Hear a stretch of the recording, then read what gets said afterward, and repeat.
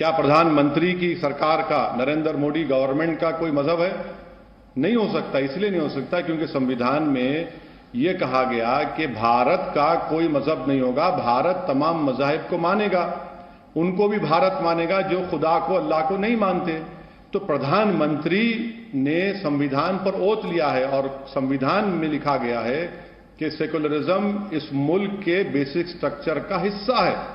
और ये कोई इकोनॉमिक पॉलिसी नहीं है कि मैं 500 के 1000 की नोट बंद कर दिया तो सेकुलरिज्म को भी बंद कर दूंगा। नहीं, जब तक अंबेडकर का बनाया हुआ संविधान रहेगा, सेकुलरिज्म इस देश का बेसिक स्ट्रक्चर का हिस्सा रहेगा। अगर प्रधानमंत्री जाना चाहते हैं तो वो ये कह दें देश को कि मैं अपनी इंडिविजुअल कैपेसिटी में जा रहा हूं, इससे कोई उनको रोक नहीं सकता क्योंकि फ्रीडम ऑफ रिलीजन है, उनके कैबिनेट के मंत्रियों को है। और वो कह दें कि मैं इंडिविजुअल कैपेसिटी में जा रहा हूं और इसका कोई लाइव टेलीकास्ट टीवी पर ना हो, किसी को आपत्ति नहीं होगी। नहीं, लेकिन आप तो प्रभु राम को, मुसलमान भाई तो इमाम हिंद कहते हैं, राम तो सबके हैं, हिंदू के भी मुसलमान के भी। या तो आप प्रभु राम को इमाम हिंद नहीं मानते, अगर वो इमाम हिंद हैं तो फिर वहां जाने से सेकुलरिज्म कैसे खतरे में आ जाएगा? ओवैसी साहब, राम तो इमाम हिंद है ना।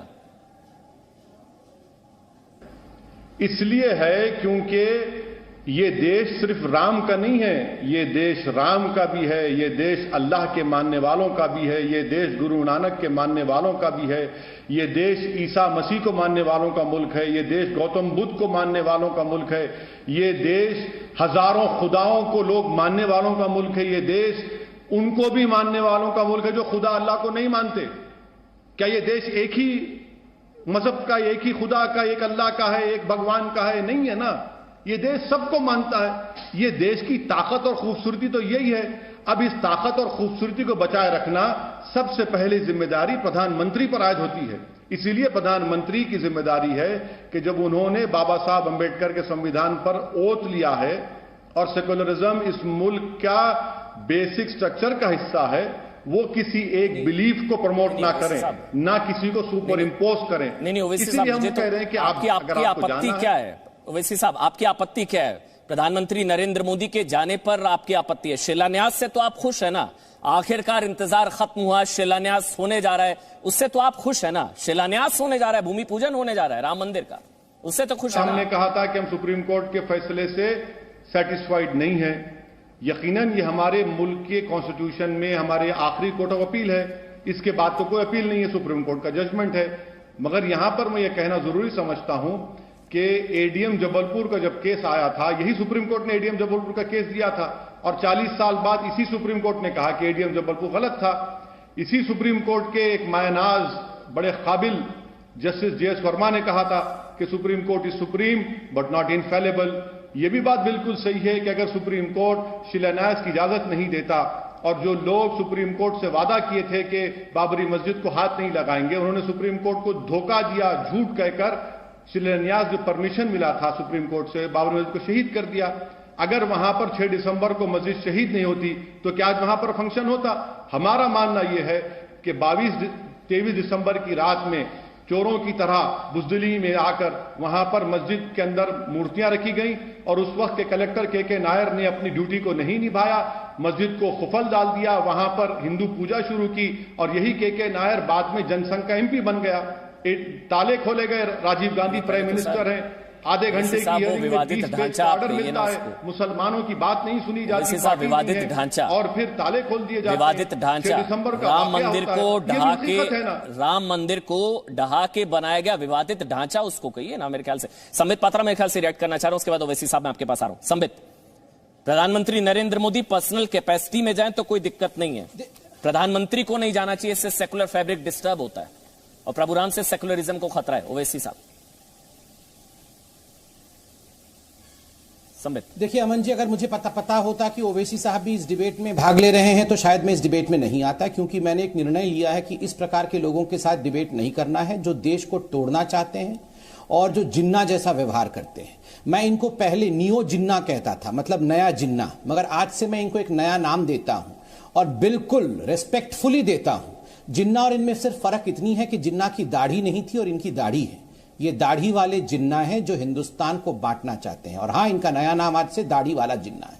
अब मैं उनसे कोई सवाल नहीं पूछूंगा और मैं डायरेक्टली उनसे कोई गुफ्तगू नहीं चाहता हूं, बिकॉज ये लोग हिंदुइज्म को गाली देते हैं और उनके साथ मैं बिल्कुल भी कोई डिबेट नहीं चाहता हूं, मगर सवाल देश के लिए मैं पूछ रहा हूं। उनके सवालों का जवाब देंगे, सिखाएंगे सेक्युलरिज्म कि पर्सनल कैपेसिटी में नहीं जाना चाहिए। मैं मेरा डायरेक्टली उनसे कोई सवाल जवाब मत करवाइए। देखिए मैंने उनसे सवाल जवाब नहीं करा रहा हूं, उनके सवाल में आपसे ले लेता हूं। सवाल जवाब नहीं करूंगा, वो आप नहीं, उन्होंने जो सवाल पूछा कि इंडिविजुअल कैपेसिटी में जा रहे हैं तो कि टीवी पर प्रसारण ना हो, मोदी बनकर जाएं, प्रधानमंत्री बनकर ना जाएं, ये तो आप जवाब दे सकते हैं ना उनकी आपत्तियों का। बोलिए आप संबित। मतलब ये नहीं, प्रधानमंत्री इंडिविजुअल कैपेसिटी कैसे हो जाएगा? प्रधानमंत्री तो अपने घर के अंदर भी प्रधानमंत्री रहेगा, मंदिर के प्रांगण के अंदर भी प्रधानमंत्री रहेगा। मंदिर के प्रांगण के अंदर वो कोई प्रधानमंत्री होना बंद तो नहीं हो जाएंगे, वो वहां भी प्रधानमंत्री रहेंगे। देखिए बड़ा आश्चर्य का विषय है, इनके लिए जो सेक्युलरिज्म का डेफिनेशन है वो क्या है? इनके लिए राम मंदिर का शिलान्यास अगर कर दिया जाए, प्रधानमंत्री कर दे, तो सेक्युलरिज्म खतरे में आ जाता है। अगर भारत माता की जय, ये ओवैसी साहब है ना, भारत माता की क्या कहा था, अगर खंजर भी लगा दोगे तो भी मैं भारत माता की जय नहीं कहूंगा। भारत माता की जय कह देंगे तो सेक्युलरिज्म खतरे में आ जाएगा। वंदे मातरम गलती से गा देंगे ये माननीय सांसद हैं, ये दाढ़ी वाले जिन्ना, तो सेक्युलरिज्म खतरे में आ जाएगा। जनगण मन गाने में, अभी सीएए में पहली बार इन्होंने जनगण मन गाया, वरना जनगण मन गाने में भी सेक्युलरिज्म खतरे में आता है, क्योंकि उसमें भारत भाग्य विधाता है, इसलिए इस्लाम खतरे में आ जाता है। और तो और अजान में अगर लाउडस्पीकर तेज बजता है और कोई लड़की जाके कहती है कि प्लीज साउंड कम कर दीजिए, घर में कोई बीमार है, तो सेक्युलरिज्म खतरे में आ जाता है। रफाल के ऊपर आप अगर टीका लगा के नारियल फोड़ देते हैं तो इनका सेक्युलरिज्म खतरे में आ जाता है। मगर इनका सेक्युलरिज्म तब खतरे में नहीं आता है जब बाकायदा प्रधानमंत्री टोपी पहनकर इफ्तार पार्टी मनाता है। नेहरू से लेकर सोनिया गांधी, राहुल गांधी तक आप देखिए कितने लोगों ने इफ्तार पार्टी मनाई है, उस समय सेक्युलरिज्म का कुछ नहीं होता है। इनका सेक्युलरिज्म तब खतरे में नहीं आता है जब प्रधानमंत्री बाकायदा अजमेर शरीफ पर चादर बिछाता है और वो लाइव टेलीकास्ट किया जाता है, उस समय सेक्युलरिज्म खतरे में नहीं आता है। उनका सेक्युलरिज्म तब खतरे में नहीं आता है जब सीता राम मंदिर जो अयोध्या में मौजूद है, वो अपने मंदिर के प्रांगण के अंदर इफ्तार पार्टी मनाती है और ये लोग वहां इफ्तार करने जाते हैं, उस समय सेक्युलरिज्म खतरे में नहीं आ जाता है। इनका सेक्युलरिज्म तब खतरे में नहीं आता है जब यही ओवैसी साहब की पार्टी के लोग कहते हैं, और ये कहते हैं 15 करोड़ वर्सेस 100 करोड़। इनका सेक्युलरिज्म तब खतरे में नहीं आता है जब ये कहते हैं 15 मिनट के लिए पुलिस हटा दो, फिर देखो हिंदुओं का हम क्या हश्र करते हैं। इनका सेक्युलरिज्म तब खतरे में नहीं आता है जब ये कहते हैं तस्लीमा नसरीन का गर्दन काट देंगे, 2007 में कहा था गर्दन काट देंगे, तब इनकी सेक्युलरिज्म कहां जाती है? देखिए ये दाढ़ी वाले जिन्ना साहब जो बैठे हैं ना, ये हिंदुस्तान को हिंदू मुस्लिम की लाइन पे बांटना चाहते हैं। और मैं कह रहा हूं, कल से कह रहा हूं, यहां पूजन हो रहा है और वहां दिलो दिमाग में सूजन है। होने दीजिए इनके दिलो दिमाग में सूजन, शुरू से ही सूजन था इनका। हम शिलान्यास करेंगे तो और पूरे हिंदुस्तान में अच्छा ये जो तस्वीरें हैं दिवाली भी मनाएंगे, कोरोना की असद ओवैसी दिया भी जलाएंगे। असद ओवैसी साहब, प्रधानमंत्री नरेंद्र मोदी भूमि पूजन में जा रहे हैं तो उनकी संवैधानिक शपथ का उल्लंघन है।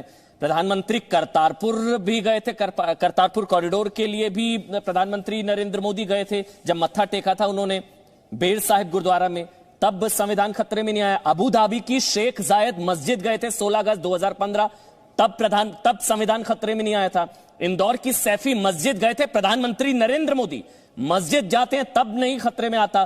कोलंबो की चर्च गए थे, शाम को तिरुपति मंदिर भी गए थे, सिंगापुर की चिलिया मस्जिद गए थे, इंडोनेशिया की मस्जिद गए थे, करतारपुर गए थे, तब संविधान खतरे में नहीं आता। सर प्रधानमंत्री तो हर जगह जाते हैं, मस्जिद भी जाते हैं, मंदिर भी जाते हैं, खतरा मंदिर से ही। करतारपुर भी तो गए थे ना ओवैसी साहब।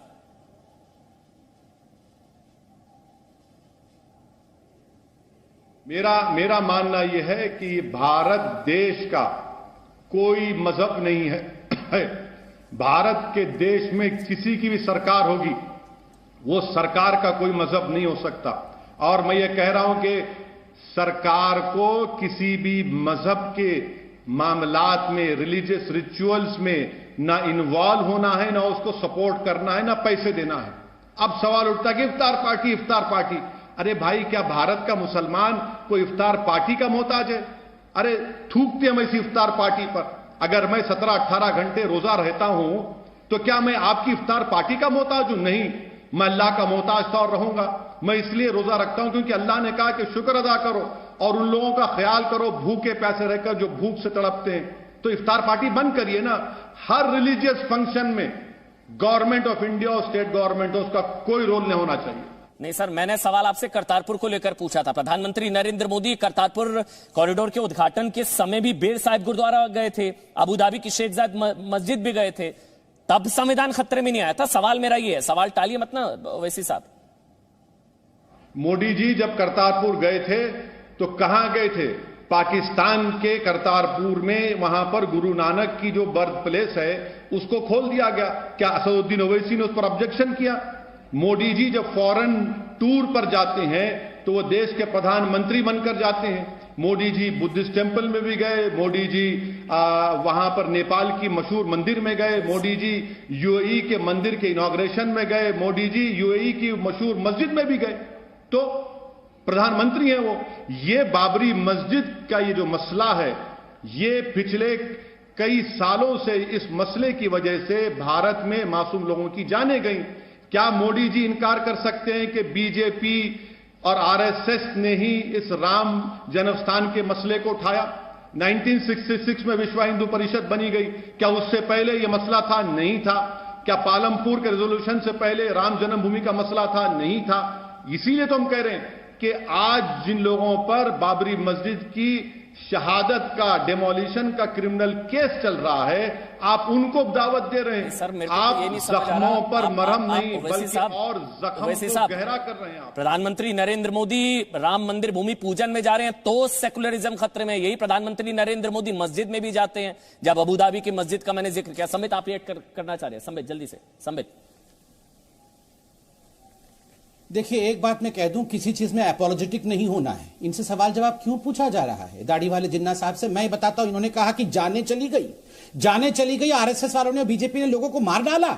मैं सवाल पूछता हूं, याकूब मेमन के लिए खड़े होने वाले लोग, आतंकवादी के लिए कोर्ट को 3 बजे खुलवाने वाले लोग, अपने कॉन्स्टिट्यूएंसी हैदराबाद में आईएसआईएस के जब 9 लोग पकड़े गए थे, उनके लिए लीगल एड देने वाले लोग जो आतंकवादियों का समर्थन करते हैं, वो यहां किस मुंह से जानों की बात कर रहे हैं? नंबर 1। नंबर 2, इससे पहले इन्होंने बहुत गलत बात की थी, माफी मांगनी चाहिए इनको। इन्होंने कहा था कि सुप्रीम कोर्ट फैलिबल हो सकता है, हम सुप्रीम कोर्ट के निर्णय से भी संतुष्ट नहीं है। तो ठीक है, कौन से सरिया कोर्ट? ये तो सरिया कानून चाहते थे। ये तो ट्रिपल तलाक पर भी इन्होंने भयंकर बातें कही थी। ये सुप्रीम कोर्ट कौन होता है? हम कैसे तलाक देंगे, हम कैसे निकाह करेंगे, ये हमारी बात है। ये तो केवल शरिया को छोड़ के इस देश में किसी को नहीं मानते हैं, ये सुप्रीम कोर्ट को नहीं मानते हैं। और देखिए, पीएम बीजेपी के नहीं होते हैं, प्राइम मिनिस्टर पूरा देश का होता है। इसलिए जब नरेंद्र मोदी जी शिलान्यास करने जा रहे हैं, वो बीजेपी शिलान्यास नहीं कर रही है, देश की आस्था में देश के प्रधानमंत्री का हाथ रहेगा और देश के प्रधानमंत्री शिलान्यास कर रहे हैं।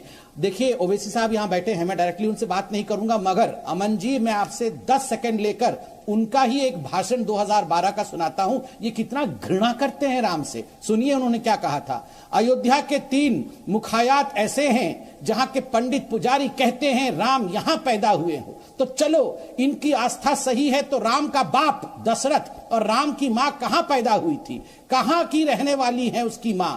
वो हरियाणा की रहने वाली। और वहां के लोग कहते हैं हिंदू तहजीब के हिसाब से एक औरत अपने पहले बच्चे को जन्ने के लिए अपने मायके को आती है। उस तरीके से वो तो हरियाणा आई होगी। कहां पे आई हरियाणा में? दशरथ की बीवी राम की मां का नाम कौशल्या था। हरियाणा में आज भी कौशल्यापुरम नामक जगह है जहां के लोग कहते हैं कि कौशल्या ने राम को वहां जना। अब मेरा सवाल है कि आखिर में राम की मां कहां कहां गई थी? कहां जनी राम को? यहां जना, वहां जना, किधर हुए? अरे बाबा, हम भी जानना चाहते हैं। अगर आपको लगता है मुसलमानों में जुबान नहीं है, तो मेरे पास जुबान है। इनके भाई अकबरुद्दीन ओवैसी का यह भाषण है। आपको क्या लगता है? ये हमसे प्यार करते हैं? ये गंगा जमुनी तहजीब चाहते हैं? प्रधानमंत्री नरेंद्र मोदी की सोच से वाकिफ नहीं रखते, देश को बांटना चाहते हैं। तो वैसे साहब, फिर मेरे जहन में सवाल आता है, मतलब फिर या तो आप नेहरू की सोच के साथ है, जिन्होंने सोमनाथ मंदिर का ना सिर्फ विरोध किया बल्कि वो सोमनाथ मंदिर नहीं गए जो नेहरू की तरफ से किया। तो आप नेहरू वाली सोच के साथ है, जिन्होंने सोमनाथ मंदिर के जीर्णोद्धार का ना सिर्फ विरोध किया बल्कि वो नहीं गए, तो वो सेकुलर है। या तो आप नेहरू वाली सोच के साथ हैं ओवैसी साहब। आप सोमनाथ मंदिर की बात कर रहे, आप क्यों नहीं जी टीवी उस बात को चलाता कि महात्मा गांधी ने के मुंशी को क्या कहा था? चलाइए ना।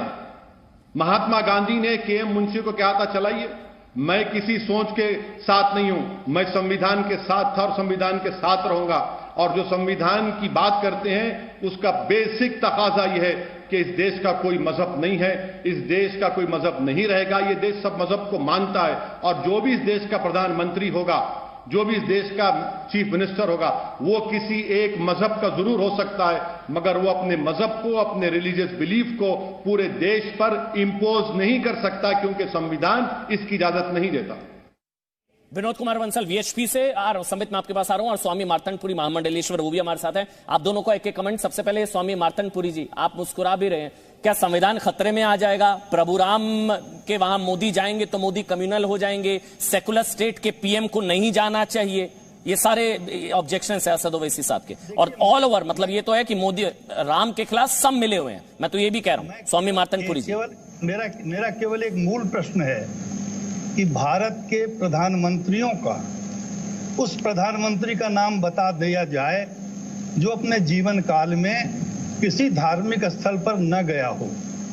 दूसरा मेरा यह भी कहना है कि क्या संविधान ये कहता है कि तथाकथित धर्मनिरपेक्षता के नाम पर हम जब पद पर हों तो अपने धर्म का हम अवलंबन नहीं कर सकते? कतई नहीं करता। मैं तो बल्कि बड़ी बात कह रहा हूं कि अब समय आ गया है। 1976 में जो धर्मनिरपेक्षता जोड़ी गई 46वें संशोधन के रूप में, उस पर पूर्णतया विचार कर, और मैं कतई मानने को नहीं तैयार हूं कि भारत का कोई धर्म नहीं है, राष्ट्र धर्म है, और यह उनका है जो इस धरती से जुड़ते हैं। जो इस धरती से नहीं जुड़े हैं उनका कोई धर्म नहीं हो सकता। और रही नरेंद्र मोदी जी के जाने के, प्रधानमंत्री के रूप में जा रहे हैं, उनका पूरा देश स्वागत करेगा।